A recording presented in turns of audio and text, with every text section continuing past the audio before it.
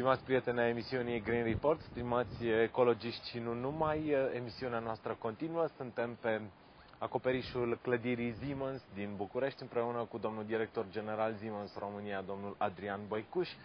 Bună ziua, bine v-am găsit! Bine ați venit! Am venit cu un scop, domnul director, am venit să ne spuneți că noi știm că firma are tehnologia și soluțiile. De ce nu întâlnim totuși tehnologia și soluțiile în orașele începutului de mileniu? De ce nu avem încă orașele viitorului? Deci nu putem încă avea orașele viitorului, deoarece soluțiile tehnologice care au apărut sunt de-abia inventate, să spunem așa, încă nu au fost testate la nivel global. Din păcate, ultimii 8 ani de zile, explozia demografică și în special migrarea forței de muncă către orașe a condus la aglomerări urbane. Din această cauză, o investiție în soluții tehnologice eficiente, ecologice, este scumpă și destul de dificil de făcut într-un timp real.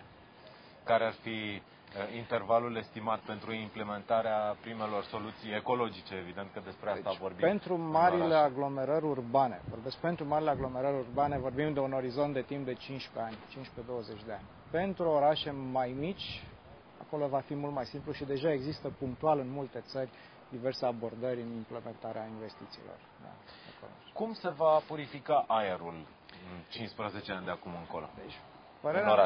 Părerea mea este că în prezent ce avem noi s-au dezvoltat în general în lume, nu numai în Siemens, tehnologii indirecte.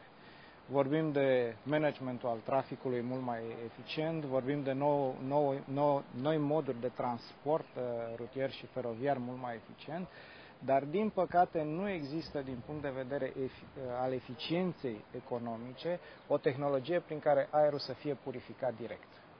Deci vorbim de reducerea noxelor, vorbim de reducerea CO2-ului, de captarea emisiilor de CO2, dar încă nu avem la un nivel global sisteme directe prin care să purificăm circulația aerului.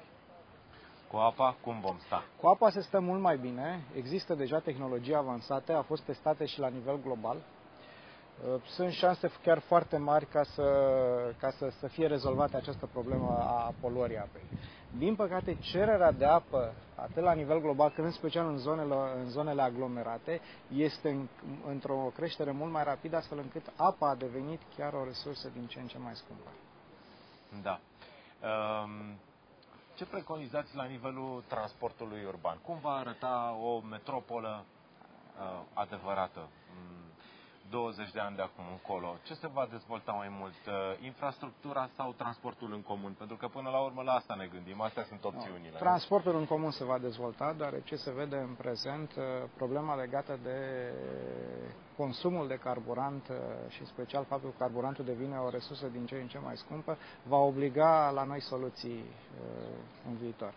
În primul rând vom avea un sistem integrat și acesta este foarte bine testat în multe orașe din Europa, în care sistemul de transport în comun devine un sistem integrat, în care sunt coordonate transporturile feroviare din afara orașelor cu cele din interiorul orașelor, cu transportul de suprafață și cel din subteran.